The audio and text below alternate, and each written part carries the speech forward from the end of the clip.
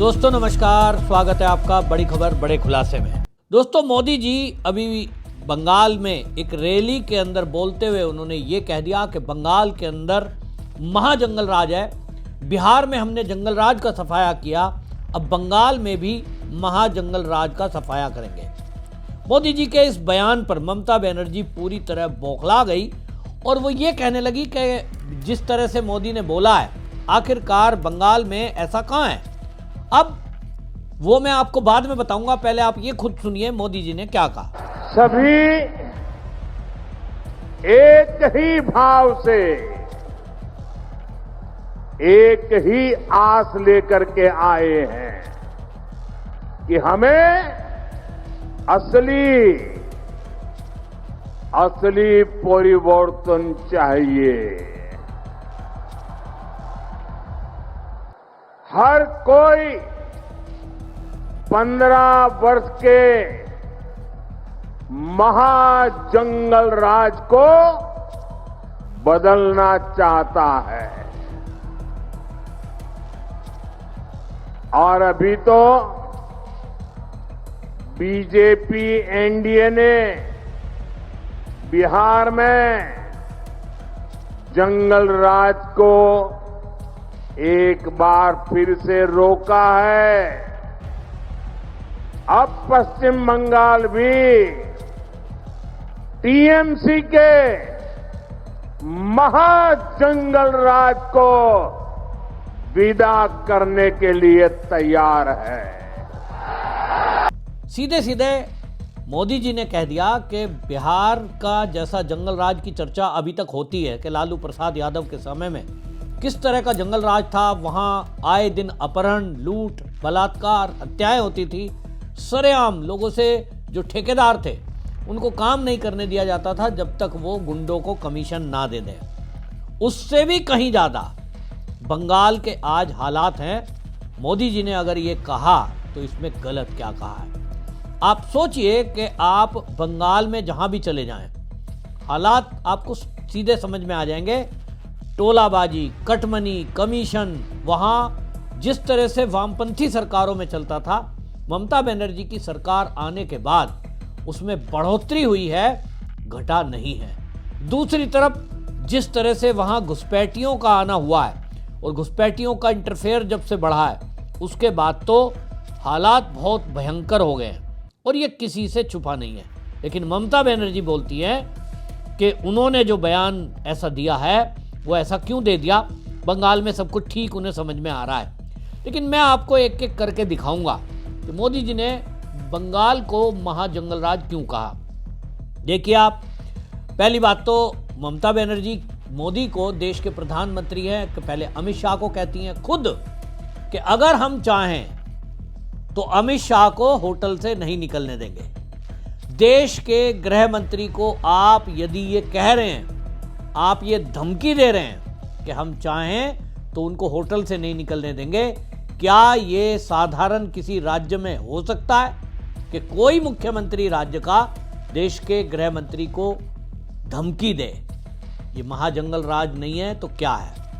दूसरा, ईडी के अधिकारी छापा मारने जाते हैं, उनके पास सबूत होते हैं, आप कोर्ट में जाने के बजाय सीधा ईडी और सीबीआई के अधिकारियों को घेर कर उनके ऊपर हमला करवाती हैं, सबूत हाथ से छीन के ले जाते हैं। एक मुख्यमंत्री ईडी के अधिकारियों के हाथ से सबूत छीन कर ले जाए, क्या ये जंगल राज नहीं है?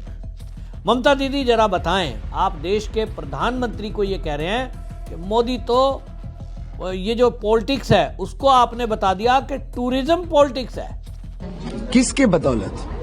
15 साल के अगर दीदी जो काम की है उसके बदले में भारतीय जनता पार्टी बंगाल के लिए क्या काम करी? बंगाल की जनता इतनी जानती है और पहचानती है कि बंगाल के पैसे को रोक के रखा है भाजपा की केंद्र सरकार, तो क्यों परिवर्तन चाहेगी वो? बंगाल के पैसों को आपने रोक रखा है, बंगाल के विकास को आप नहीं होना चाहते हैं। बंगाल को जो पैसे मिलने चाहिए वाजिब तरीके से, जब वो बंद रहते हैं तो बंगाल की जनता जानती है कि आप बंगाल की विकास नहीं चाहते हैं, सिर्फ बंगाल को जीतना चाहते हैं, हड़पना चाहते हैं। इसलिए जंगल राज की कोई सवाल नहीं। आप उनके कैबिनेट में भी झांक के देखिए, 39% के जो मंत्री हैं उनमें ही उनके विरोधी सीरियस क्रिमिनल केसेस हैं। आप बोल रहे हैं जंगल राज के बारे में, अराजकता के बारे में। भारतीय जनता पार्टी के शासित राज्यों में, भारतवर्ष में देखिए, साफ झलकता है वहां किस तरीके का जंगल राज चल रहा है। माँ बहन जो है सुरक्षित नहीं है और पत्रकार जो है वो भी तो सुरक्षित नहीं है।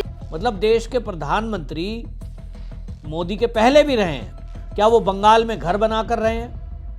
चुनाव का प्रचार आएगा तो क्या वो नहीं आते हैं? मोदी जी भी इसी तरह आ रहे हैं, तो आप उनको कह रहे हो कि ये तो जो है टूरिज्म पॉलिटिक्स है। तो आप मोदी पर तंज कसें, देश के गृह मंत्री पर तंज कसें, और अगर आप देखेंगे जिसको जंगल राज मोदी जी ने कहा है, बंगाल में टीएमसी के गुंडों का तांडव देखिए कि फॉर्म 7 जमा करने भारतीय जनता पार्टी के कार्यकर्ता गए, तो आप देख रहे हैं विजुअल में कि किस तरह से वहां उनको पीटा गया पुलिस की मौजूदगी में, महिलाओं के साथ धक्का मुक्की, और उनको इसलिए मार दिया गया क्योंकि वो फॉर्म 7 जमा करने गए थे। आपको बता दूं, फॉर्म 7 वो है जिसमें आप आपत्ति दर्ज कराते हैं अपनी तरफ से कि ये जो लिस्ट है इसमें फला फला नाम जो है वो गलत है हमारे हिसाब से, और उसको काटा जाए। तो आप नाम कटवाने के लिए फॉर्म 7 जमा जो कर रहे हैं वो बीएलए का काम है कि जो भारतीय जनता पार्टी के कार्यकर्ता हैं, जो कांग्रेस के कार्यकर्ता हैं, सबको चुनाव आयोग ने सूची प्रोवाइड कराई है। ऑनलाइन भी वो सूची है और उसमें इसी बात को देखा जाता है कि अगर आपको किसी पर ऑब्जेक्शन है तो आप उसमें वोट कटवा जुड़वा दोनों सकते हो। फॉर्म 6 जोड़ने के लिए होता है, लेकिन वहां भारतीय जनता पार्टी के जहां भी कार्यकर्ता जा रहे हैं उनके ऊपर हमला हो रहा है, पुलिस की मौजूदगी में हो रहा है। पुलिस कुछ कर नहीं रही है। आलम यह है कि बीएलओ के दफ्तर में तोड़फोड़ होती है।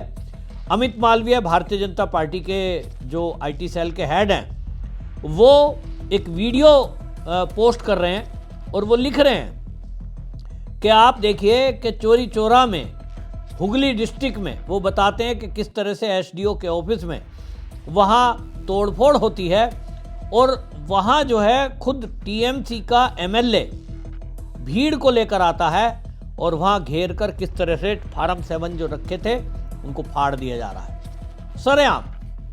अब ये भारतीय जनता पार्टी के आईटी सेल के अमित मालवीय हैं, इन्होंने अपने कार्यकर्ताओं के द्वारा भेजी गई वीडियो को पोस्ट किया है जो सबूत के साथ है। तो क्या ये जंगल राज नहीं है? ममता बनर्जी जी, दीदी, आप ये बताइए कि आप मोदी पर भड़क रही हैं कि मोदी जी ने बंगाल के शासन को जंगल राज बता दिया, हमारा तो बहुत बढ़िया शासन चल रहा है। ये ऐसा शासन चलता है? टीएमसी के गुंडे जो है वो ईडी पर हमला करें, सीबीआई पर हमला करें, आप खुद उनके हाथ से सबूत छीन के ले जाएं, और भारतीय जनता पार्टी के कार्यकर्ताओं पर हमले हों चुनाव के पहले और चुनाव के बाद, उनको डराया धमकाया जाए, और आपके तो विधायक और कार्यकर्ता खुल करके ये कह रहे हैं कि टांग तोड़ दी जाएगी, अगर चुनाव आयोग ने एक भी वोट काटा तो हम वहां उनके हाथ पैर तोड़ देंगे। और ममता बनर्जी, आप तो खुद धमका रही थी ईडी के अधिकारियों को, एसआईआर होने नहीं देंगे। फिर जंगल राज कहते किसको हैं? जंगल राज यही तो है भाई। बिहार में कोर्ट की टिप्पणी थी बिहार के शासन को देखकर, और पश्चिम बंगाल के शासन को भी देखकर कोर्ट की ही टिप्पणी है। जब कलकत्ता हाई कोर्ट में कई केस ऐसे पहुंचे कि भारतीय जनता पार्टी और आरएसएस के कार्यकर्ताओं पर हमले हुए, उन हमलों के कारण कोर्ट ने टिप्पणी की है कि यहां कानून का राज नहीं है, और इसीलिए मोदी जी को कहना पड़ा कि महाजंगल राज है। आप सोचिए, मुर्शिदाबाद में प्रदर्शन होता है, वहां जो है मुर्शिदाबाद में प्रदर्शन हो रहा है, और इधर जो है टीएमसी की जो प्रमुख हैं वो एसआईआर प्रक्रिया को लेकर के ये कह रही हैं कि साहब प्रदर्शन जो झारखंड में एक बांग्ला भाषी श्रमिक की मौत के बाद जो मुर्शिदाबाद में हुआ, उसमें वहां दंगे भड़के। आप सोचिए कि उस दंगे भड़कने पर ममता बनर्जी कह रही हैं कि अल्पसंख्यकों का गुस्सा तो ठीक है, उसको जायज बता रही है।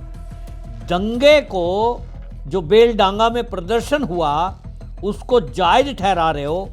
आप सोचिए कि NH-12 को जाम कर दिया, वहां पर टायर जलाए गए, हमले किए गए, और वो कहती हैं कि साहब ये तो जायज है। ममता दीदी कहती हैं एसआईआर की वजह से 100 लोगों की जान चली गई है। आप जो है पूरी कोशिश कर रही हैं कि जो दंगा कर रहे हैं उनको भी जायज ठहरा दें। तो महाजंगलराज और किसको कहते हैं? बहरहाल ममता बनर्जी का बौखलाना इसलिए जायज दिखाई दे रहा है, उनको लग रहा है कि अब शासन तो जा रहा है। जिस तरह की बीजेपी की तैयारी है, मोदी जी मैदान में उतर चुके हैं, अमित शाह मैदान में उतर चुके हैं, और ये पहली बार है कि भारतीय जनता पार्टी के कार्यकर्ता पहली बार टीएमसी के गुंडों का मुकाबला कर रहे हैं। ये बात अलग है कि कहीं मान लिया गुंडे 50 संख्या में हैं और भारतीय जनता पार्टी के 2-3 कार्यकर्ता अगर आपने देख लिए उन पर हमला बोल दें, तो भाई इस तरह से घेर कर मार दो तो अलग बात है, वरना अब बीजेपी के कार्यकर्ताओं ने तय किया है कि वो दबने वाले नहीं हैं। ममता बनर्जी की सत्ता को, महाजंगलराज को उखाड़ फेंकने के लिए वो तैयारी में है। और मोदी जी ने जब ये वर्ड बोला है महाजंगलराज, तो बंगाल के लोग अब ये तय करेंगे कि मोदी जी सही बोल रहे थे या नहीं। इंतजार करिए, ममता दीदी आपको पता लग जाएगा। और आपको अच्छे से पता है, क्योंकि पूरे देश में कोई मुख्यमंत्री ऐसा धमकी नहीं देता है देश के प्रधानमंत्री और गृह मंत्री को या ईडी के अधिकारियों से सबूत छीनने का काम, अधिकारियों को डराने और धमकाने का काम वो केवल आपके शासनकाल में होता है, आपके द्वारा होता है, आपके कार्यकर्ताओं के द्वारा होता है। आप में से जो लोग बंगाल के हों, आप कमेंट में लिखें, क्या आपको लग रहा है कि ममता दीदी का जो शासन है, मोदी जी ने जो बोला है, वो महाजंगलराज है? अगर सहमत हैं तो जरूर लिखिए, वीडियो शेयर करिए। वंदे मातरम।